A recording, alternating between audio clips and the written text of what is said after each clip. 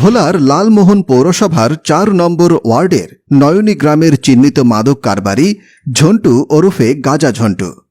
শনিবার রাতে তাকে পৌর শহরের লাঙ্গলখালী ব্রিজের ওপর থেকে ১.৫ কেজি গাঁজাসহ আটক করে লালমোহন থানা পুলিশের একটি চৌকস দল।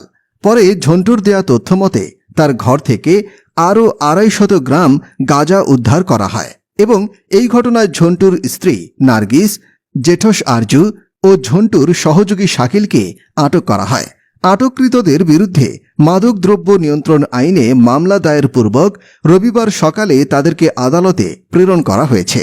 লালমোহন থানার officer in charge OC S M. Mahbubul Alam জানান, ঝন্টু চিহ্নিত মাদক কারবারি। তার বিরুদ্ধে মাদক সংক্রান্ত একাধিক মামলা রয়েছে। সংবাদের ভিত্তিতে গত ৬/৪ রাত দিবাগত রাত্রে অনুমান ২২টা ৩০ মিনিটের সময় চিহ্নিত মাদক ব্যবসায়ী ঝন্টুকে আটক করা হয় এবং সাথে তার সহযোগী শাকিলকে আটক করা হয়। তাদের নিকট থেকে তাৎক্ষণিক ১.৫ কেজির মতো গাঁজা উদ্ধার হয়। তাদেরই স্বীকারোক্তি মোতাবেক আরও ২ কেজি গাঁজা উদ্ধারের লক্ষ্যে এসআই আওয়ালের নেতৃত্বে, এসআই ইউসুফের নেতৃত্বে একটি লালমোহন থানার একটি চৌকস টিম চিহ্নিত মাদক ব্যবসায়ী সদ্যের বাড়িতে তাৎক্ষণিকভাবে রেড দেওয়া হয় এবং তার স্ত্রী নার্গিস বেগম এবং নার্গিস বেগমের বোন আরজুর কাছ থেকে আরও প্রায় ২৫০ গ্রাম গাঁজা উদ্ধার হয়। ২৫০ গ্রাম গাঁজা উদ্ধার হয়। এ বিষয়ে নিয়মিত মামলা রুজু হয়েছে। এর বাসিন্দাদের অভিযোগ, মাদক কারবারি ঝন্টুর জন্য ওই এলাকার যুব সমাজ ধ্বংস হচ্ছে। ঝন্টু বারবার মাদকসহ আটক হলেও ২-৪ দিনের মধ্যে ছাড়া পেয়ে আবারও পুরনো পেশায় ফিরে আসে। আমরা বিচার চাই, ঝন্টু এই জিনিসটা দীর্ঘদিন এগুলা বেচা কিনা করে। তো আমাকেও তো ছোটোখাটো পোলাপাইন আছে, পোলাগুলো নষ্ট হয়ে যেতে। আমরা কীভাবে যেন আমাকে সমাজটা এলাকাটা যেন ভালো থাকে, আমরা এটা কামনা করি, আর কিছু নেই। প্রশাসন তো একে ধরি নেয়, বারবার ধরি নেয়, যাতে আইনের ফাঁক ফুকুর দিয়ে উনি বাইরে আসে। আমার দাবি হইল যে যারা মাদক ব্যবসায়ী আছে তাদেরকে সমূলে নির্মূল করা হবে। শনিবারে তারা একাধিক মাদক মামলা নিয়ে আবারও ধরা খাইছে। ৪ কেজি গাঁজা নিয়ে শুনলাম কালকে বলে ধরা খাইছে। পরিবারের চাপট না হলে তো এই কাজ করতে পারে না। এখানে পরিবারের অবশ্যই চাপট আছে, নইলে দিবানিশি দিনের বেলা রাত্রের বেলা ওপেন তার বাসায় যাইতে হলে তো পরিবারের মুখে লোকজন যাইতে হয়। যারা এই গাঁজা নিতে আসে তারা মেন বাড়ির সড়ক নিয়ে যাইতে হয়। তো যাইতে হলে দেখা গেছে পরিবারের তো অবশ্যই চাপট আছে। পরিবারের চাপট না হলে এত বড় সাহস পাই কিভাবে? ঝন্টু এই ব্যবসার সাথে দীর্ঘ বছর জড়িত। আগে ছিল ঝন্টু শাবককারী, খাইতো।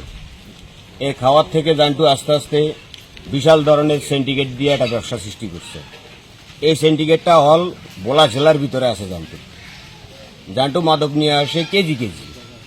আমরা চাইতেছি আমাদের পুরো এই লালমোহন ৪ নং ওয়ার্ড মাদক মুক্ত, যে আমাদের পরে যে পুজোর মুখগুলো আসতেছে, আমাদের ছেলে সন্তান তারা খুব নষ্ট হয়ে যাইতেছে, শিক্ষার জগতেই তারা নাই এবং দরিদ্র লোকগুলার পর্যন্ত ব্যবহার করা হচ্ছে। ঝন্টু বিচার চাইতেছি আমাদের বর্তমান কাউন্সিলর সাহেবের কাছে আমরা অনুরোধ করব, শুধু ঝন্টু না, ঝন্টুর মতো যত মাদক ব্যবসায়ী আছে বা যারা খায় বা যারা কিনে, আমরা চাইতেছি যে আমাদের প্রশাসন নিয়ে বা কমিশনার সবকে নিয়ে আমাদের এই এলাকা মাদক মুক্ত এলাকা চাইতেছি।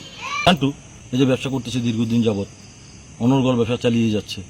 আমাদের এলাকায় প্রতিনিয়ত বহিরাগত লোকের আগমন, মাদক নিতেছে, আনতেছে। আসলে এদের গডফাদার কারা আমরা তাই জানি না। বারবার অ্যারেস্ট হচ্ছে, কিন্তু 2, 4, 5 দিন, 10 দিন, 20 দিন যায়, আবার চলে আসছে।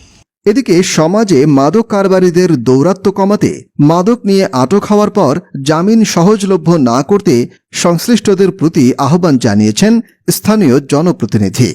দীর্ঘদিন যাবৎ আমি নির্বাচিত হওয়ার পর থেকে আমরা এলাকার জনগণ এবং প্রশাসন যৌথভাবে চেষ্টা করে আসছি মাদক নির্মূলের জন্য। আমরা একাধিক মাদক ব্যবসায়ীকে পুলিশের সহায়তায় বিপুল অঙ্কের মাদক সহকারে আইন শৃঙ্খলা বাহিনী অ্যারেস্ট করে চালান করার পরেও তারা 2-3 দিন, 1 সপ্তাহ, 15 দিন পরে ফেরত এসে আবার সেই একই ব্যবসায় জড়িয়ে যায়।